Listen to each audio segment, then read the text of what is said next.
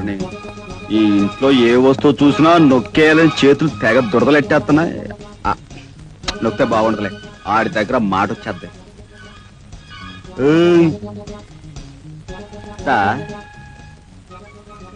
Hi, good evening. గురువు గారి పెళ్ళంగారు అనుకుంటాను.